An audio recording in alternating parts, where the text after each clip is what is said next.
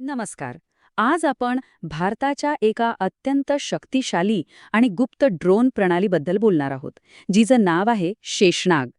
हे एक असं तंत्रज्ञान आहे जे आपल्या देशाच्या संरक्षण क्षमतेची परिभाषाच बदलून टाकत आहे. चला तर मग याबद्दल सविस्तर जाणून घेऊया. ही संख्या आहे 4. पण हा फक्त एक आकडा नाहीये. ही त्या निवडक देशांची संख्या आहे ज्यांच्याकडे एक विशेष आणि अत्यंत प्रगत लष्करी तंत्रज्ञान आहे. आणि अभिमानाची गोष्ट म्हणजे आता भारत त्या गटाचा चौथा सदस्य बनला आहे. अमेरिका, रशिया आणि इराणनंतर भारत हा जगातला चौथा देश आहे ज्याने हे अविश्वसनीय तंत्रज्ञान मिळवलं आहे.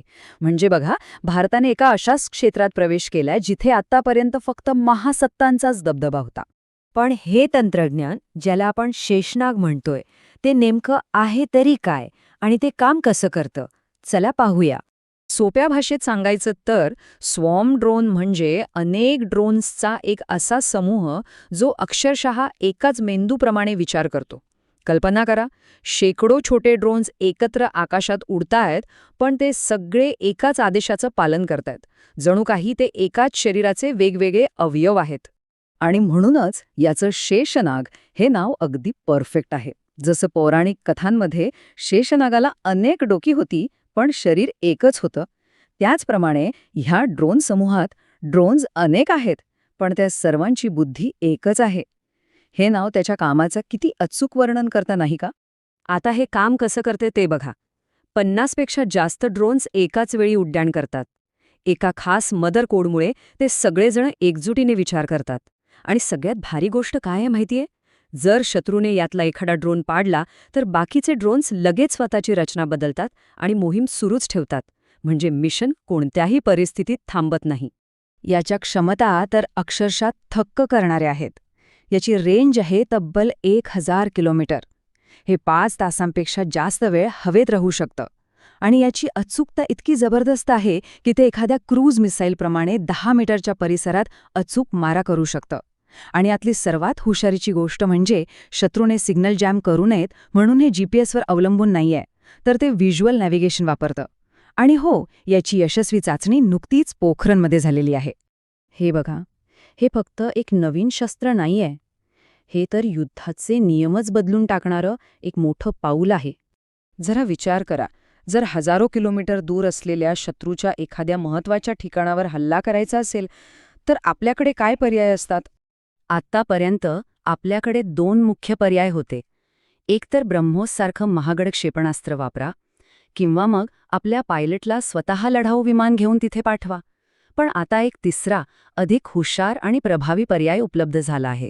तो म्हणजे शेषनाग ड्रोन प्रणाली. आता शेषनाग प्रणाली इतकी श्रेष्ठ का आहे हे या तुलनेतून एकदम स्पष्ट होतं. पारंपरिक पर्यायांमध्ये प्रचंड खर्च असतो, आपल्या पायलटच्या जीवाची मोठी जोखीम असते आणि त्यासाठी मोठे एअरबेस, रडार स्टेशन्स लागतात. या उलट शेषनाग प्रणाली अत्यंत कमी खर्चात, शून्य मानवी जोखमीसह आणि अगदी कमीत कमी साधनांनिशी आपलं काम फत्ते करते. फक्त एक अंदाज घ्या. एका ब्रह्मोस मिसाईलची किंमत आहे 34 कोटी रुपये. फक्त एका मिसाईलची. शेषनाग प्रणाली हेच काम त्याच्या काही अंशाच्या खर्चात करू शकते. हा किती मोठा आर्थिक फायदा आहे, विचार करा. तर मग प्रश्न हा आहे की एवढं अविश्वसनीय तंत्रज्ञान नक्की कोणी बनवलं असेल? या क्रांतिकारक बदलामागे कोणाचा हात आहे? याचं उत्तर कदाचित आपल्याला आश्चर्यचकित करेल. यामागे कोण आहे? याचा विचार करता आपल्या डोळ्यासमोर काही मोठी नावे येतात. आपल्याला साहजिकच वाटेल की हे काम DRDO किंवा इस्रो सारख्या मोठ्या सरकारी संस्थांनी केलं असेल. पण नाही, तसं अजिबात नाहीये. हे तंत्रज्ञान बनवलं आहे बंगळूरच्या एका स्टार्टअप कंपनीने, जिचं नाव आहे new space research and technologies. आणि ही कंपनी कधी सुरू झाली माहितीये? फक्त 2017 मध्ये. खरंच, ही एक खूप मोठी गोष्ट आहे. ही कंपनी भारतीय हवाई दलाच्या काही माजी अधिकाऱ्यांनी आणि तरुण इंजिनियर्सनी मिळून सुरू केली आहे. ज्या कंपनीचं अस्तित्व काही वर्षांपूर्वी नव्हतं, तिने आज असं तंत्रज्ञान बनवून दाखवलंय जे जगातील अनेक विकसित देशांकडे सुद्धा नाहीये. ही फक्त एका कंपनीची गोष्ट नाही, तर हे भारताच्या संरक्षण आणि नवकल्पना क्षेत्रातल्या एका नव्या अध्यायाची सुरुवात आहे. हा आकडा आहे 200 पेक्षा जास्त. गेल्या फक्त 5 वर्षांमध्ये भारतात 200हून अधिक नवीन डिफेन्स स्टार्टअप्स सुरू झाले आहेत. शेषनाग हे त्याच बदलत्या भारताचं एक उत्तम उदाहरण आहे. गेली अनेक दशकं आपल्या मनात एक समजूत होती की मोठी आणि प्रगत शस्त्र फक्त सरकारी संस्थाच बनवू शकतात. पण ही धारणा आता पूर्णपणे बदलत आहे. पौराणिक कथांमधला शेषनाग धर्माचं रक्षण करायचा. आज हा आधुनिक शेषनाग भारताच्या सीमांचं रक्षण करत आहे. आणि त्याला बनवणारे हात हे सरकारचे नाहीत, तर ते त्या तरुण इंजिनियर्सचे आहेत, जे कालपर्यंत कुठल्यातरी स्टार्टअपच्या ऑफिसमध्ये बसून कोड लिहित होते. या सगळ्यावरून एक खूप मोठा प्रश्न निर्माण होतो. भारताला महासत्ता बनवण्याची ताकद खरंच मोठ्या सरकारी संस्थांमध्ये आहे की मग अशा हजारो स्टार्टअप्सच्या नाविन्यपूर्ण कल्पकतेमध्ये दडलेली आहे? विचार करण्यासारखी गोष्ट आहे.